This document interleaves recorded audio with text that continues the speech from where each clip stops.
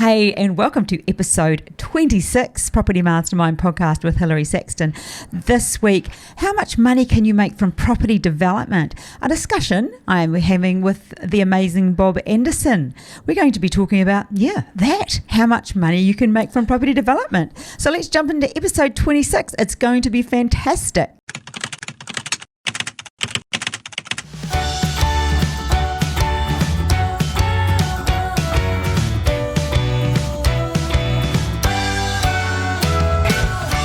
Hey, and welcome to episode 26. How much money can you make from property development? Before we get started, as usual, giving away a copy of the Property Millionaires Exposed. If you'd like a copy of this, remember to write a great comment on our YouTube channel. You can send us an email with a few questions. You go on the draw. This week's book goes out to William Kaki. Congrats, William. I will be sending this out in the post to you. But anyway, let's move right into the podcast itself. How much money can you make from property development? Bob Andersen. Welcome good aboard. Good question. Thank you. Great to be back. I know. It's always good to have you here. People love hearing your... I love being a guest on your podcast. You're very often a guest. I've threatened to have a few other people, but... Well, keep threatening. We've had a couple. Yeah. But hey, I'd rather go to the expert. At this stage, we will be getting some other people in. Yeah, well, other experts, and you're a bit of an expert yourself, actually. Hell, girl, yes. Don't underrate it. Don't underrate yourself. So, how much money can you make from property development, Bob? Lots. Bucket loads. Truckloads. If you do it right, of course. You've got to do it right. So, look, I mean, there's a few variables in there. I mean, it's a bit of a general question. How much can you make from property development? The bottom line is, of course, you can do very well. After all, as you've heard me say 1,000 times, property development is the pinnacle of all property strategies. Thanks for finishing it. You're welcome. You're welcome. So, it is the pinnacle of all property strategies, and you can do very well from property development. Always do it well. You've got to do it well. Can't do it badly. It will depend on a few things, not the least of which is the size of the project you do. So, makes sense. The bigger the project, the more money. Like if you do 10 townhouses rather than 5, or 4 rather than 2, then you're going to make more money. And that's always relative to how much you've got to start with, or what you can service, or there's however you want to do however you want to do it. But so that, as you say, might depend on what you can afford, or perhaps if you're going to use investors' funds, how much investors' funds can you acquire? Can you source? How much can you source? Source is a good word. So that will dictate to a degree the size. So what you can afford will dictate the size as well. And also location, where it is, because we can have some suburbs where, a townhouse is worth twice as much as another suburb. Well, think back a couple of episodes ago, we talked about not developing in cheaper areas. So it's got to at least make the right margin. But it's not, Well, we don't go down to those lower valued properties where it's very difficult to make a margin, and that was, as you said, a previous podcast. But there's really expensive suburbs, or there's like middle ring suburbs, and the variation could be double the price of a townhouse. So that'll dictate. I mean, if what we can afford static, we might be able to do 4 in one area, and it could be a good area, or 2 in another good area that's quite upmarket. So, locality has a bit to do with it. We've got somebody right now, remember? We're working with somebody in our mentoring program, and she is building in a very upmarket area. So she's building an upmarket product. Yeah.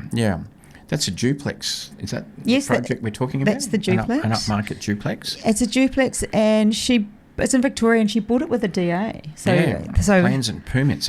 All good to go. In Victoria, ready to rock and roll. So... In fact, she got an extended settlement on that and was able to get the building permit before settlement. Yeah, how good was that? And moved straight into looking at financing it, getting the builders sorted out and all that sort of thing. And makes a nice profit. Makes a very good profit. Just from memory, I think it's somewhere around $500,000 profit on a duplex. You think about it, Hilary, $500,000 from a part-time job.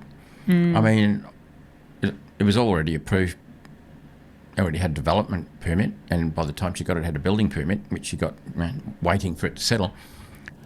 Probably going to average about 4 hours a week work. on that?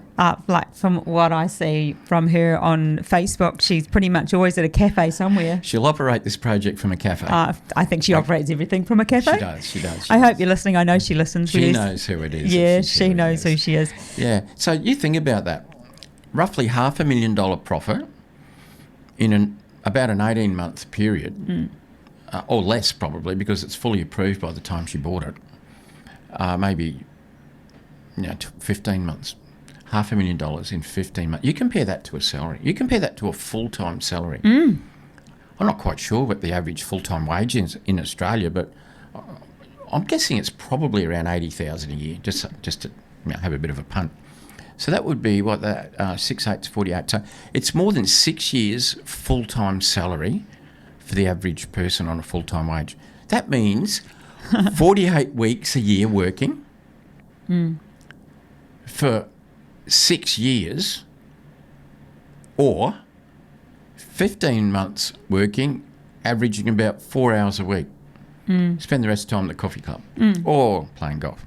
Same amount of money. She doesn't play golf. But the other thing is... she eats a lot. You could have a full-time job and earn on top of that an extra, in this case, nearly $500,000 in the next 15 to 18 months and putting in about 4 hours a week work on average. And a lot of that is because it's in an upmarket area and she's building an upmarket product. So that means answering the question of how much money you can make from property development. In this instance, it's quite a good return. Like, a duplex, $500,000. Yeah, it is. And that's because it's in that upmarket area. There's a rough thumb rule that I use to work out how much profit an average project might make. And get your pen and paper out. Look, here you go. Here's a tip. I'm going to take a step back. Okay. I'm going to talk... Wait up. and we have talked about this before, I think, on previous broadcasts. It's what we call the return on cost or the margin on cost, or sometimes called the developer's margin. And what it is, in a simple mathematical formula, it's your profit as a percentage of your total costs. So the old figure of 20% has been bandied around 38 years ago, and whenever I started property development, it was what it is there, and it's still there. So your profit as a percentage of your total cost is around 20%.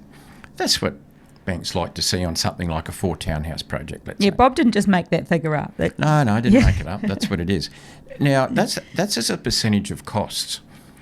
On that type of project, if you now convert that to a percentage of sale price, which includes your cost plus your profit, it's about 16.67. That's a nice round number. It's about that. It's about 16.7% of your sale price. That's the equivalent of 20% of your costs on a standard project. So if you multiply your sale price by 16.67%, on a project like 3 or 4 townhouses, that's your profit. So let's just do a roughie here. Let's say we're doing 3 townhouses or whatever it is, and we're selling them for $2 million, the 3 of them. So they're roughly worth just under $700,000 each. $2 million is what we're selling it for. 16.7% is about a bit over $320,000. So that would be our profit, about $320,000. There you go. There's the thumb rule. Yeah. Now you'll see that on the internet everywhere. Everyone's going to be claiming that one, Bob. The upmarket duplex you were just referring to, very upmarket and top area, and they'll sell for around close to $2 million each. Wow. So if you're talking about $4 million and you're talking about 16.67, you're talking at over 600, about 40,000 profit. Now this one makes 500. Well, the reason that the profit's a little bit lower, or the margin's a little bit lower, is because it's a quick project. You're in and out of it quickly. From settlement date to completely finishing the project is probably going to be about 15 months, and it was already approved. So you don't have to chase that necessarily, that 20% margin on that sort of project. You can go in a bit lower. We are going to cover that, aren't we? Time versus money in this podcast. Yeah. So that's a rough little thumb rule for working it out. But how good's that? That's fantastic. $500,000 part-time job, very part-time. I know somebody else who has, I don't think he did mentoring, but he's definitely been a student of yours, Nathan. He does high-end. Nathan did do the Oh, did he? mentoring program. Oh, okay. That's who I'm thinking of. He does high-end housing. He does do high-end houses. So, and he's sent so many people to us since then. Yeah, he has. But he that's Great his source of he is a great source. encouragement. That's his lane. He stays in that lane. He knows it well, and they just do. And he and his high-end. wife do that. Nathan Yes. was in the mentoring program around 2014, actually. Okay. And they're very good at that. Yes. I think his wife's very good at interior design as well, as probably Nathan is. Yeah, they do well. That's their niche, their little niche. And I suppose once you've done a couple of developments, you get to know what you like, and you probably grow within that as well. Like you probably follow the trends a little bit more, and Yeah. but they do that well. I know that. They do it well, yeah. Yeah. And we're not saying you have to be in that sort of top-end market stuff. No. Middle of the market, but not below the middle of the market. No. That's what you Your need to be. favourite place? I know where that is. Where? The upper middle. Upper middle, the upper part of the middle of the market. I even know why. Because if there's a market crash, the top end gets hurt first, the bottom end falls away, but the upper middle usually survives a bit longer. It goes pretty well, yeah. Usually when there's a big uplift in values, the top end of the market picks up first. And when there's a bit of a down, it goes first. And that's fine. But the middle, the top of the middle, that's where I spend most of my time. It is. That's your playground. That's your lane. That's where you like to play. Yeah. Yep. And so how much money can you make out of property development? We've talked about, well, it depends on what the size of the project. It depends, obviously, on location, because that's got a bit to do with it. And the type. We've just talked about duplexes, upmarket duplexes, houses, townhouses. We've talked about a rough thumb rule of working out your profit. And that's pretty good. When we're talking about, I might just mention, because we often hear that famous, or 20%. You just alluded to it before, and I said, 38 years ago when I started in property development, the number was bandied around then.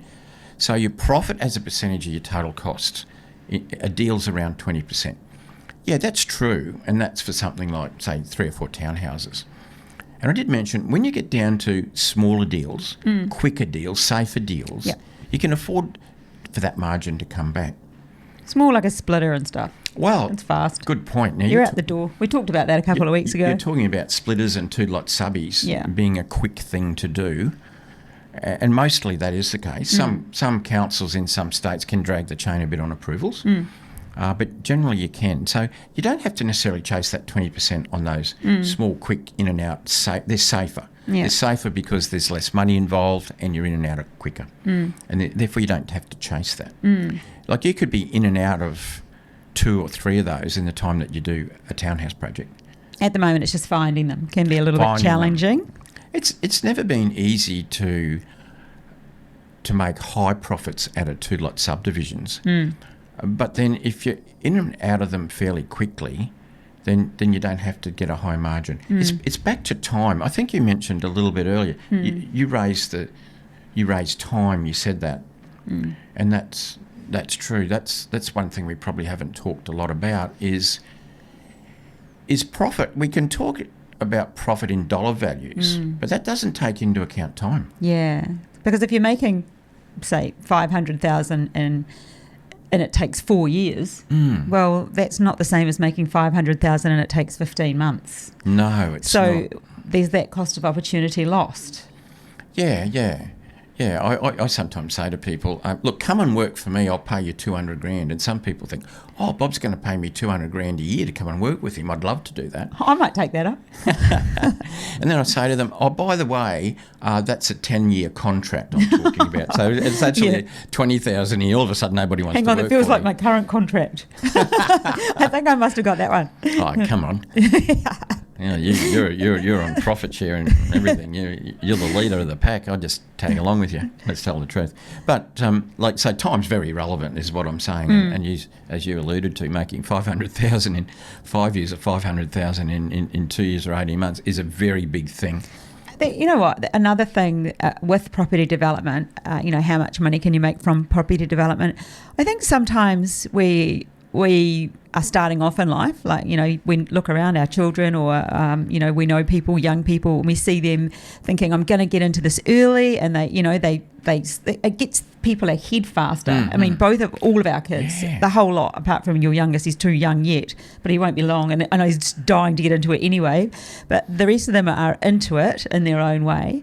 And then, you know, then it comes to people that we know that are later in life, and sometimes we get to a place people get to a place that they're thinking, you know, I'm not where I want to be, or I actually want a better future, and they get into property development to just sort of polish off the end of their life, and that can happen too. You can, and that's one of the beautiful things about property development, Hilary, is that done properly, you can make a lot of money in a short amount of time. Yeah. So it can make up for years and years of bad luck or mistakes or whatever you like. So, divorces. Well, yeah, look. Yeah. You know, bad investments. We meet plenty of people. Yeah, they made bad investments. They've gotten into a business with the wrong partners. They've maybe got into marriage with the wrong partners, or just, you know, led a tough life working hard, and that can be for lots of reasons. You know, it could be that they were never academically strong, and therefore they've always had to do jobs that weren't well paid. You know, they couldn't wave the piece of paper. But property development's a great leveler. You know, you could... Children. Children are a great leveler, and so is property development. Yeah. Like, you could have failed year 10, and it's hard to get a good job perhaps, you know. But property development just levels that out. It doesn't matter. Nobody cares as far as being a property developer what your marks were at school.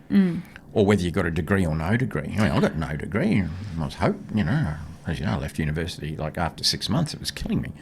And I got no piece of paper to wave at anybody. But I've done all right. You've done extremely well. You have done more study than I have. You sort of went on and did a high level of study. But yeah, that didn't worry me. I don't need a degree to wave. No.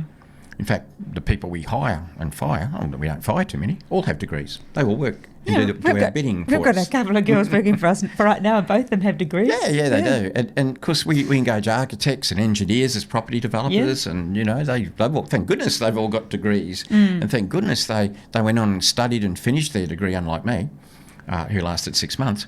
Yeah, and that's great.